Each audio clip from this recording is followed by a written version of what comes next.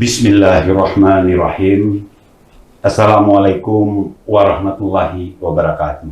Saya Nova Iriansyah, Gubernur Aceh, atas nama seluruh jajaran pemerintah Aceh mengucapkan selamat Hari Keluarga Nasional tahun 2021 dengan tema Keluarga Keren Cegah Stunting. Saya mengajak seluruh keluarga utamanya di Aceh untuk meningkatkan kepedulian terhadap pencegahan dan penanggulangan stunting.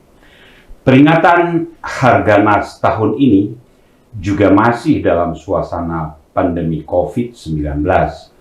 Untuk itu saya mengajak seluruh keluarga di Aceh bersama-sama kita terus berikhtiar memutus mata rantai penyebaran virus corona, dimulai dari keluarga kita masing-masing dengan disiplin protokol kesehatan. Saya juga mengajak seluruh keluarga dan masyarakat di Aceh, ayo kita sukseskan pelayanan KB sejuta akseptor dengan mendatangi tempat pelayanan KB di daerah dan wilayah masing-masing pada tanggal 24 Juni 2021.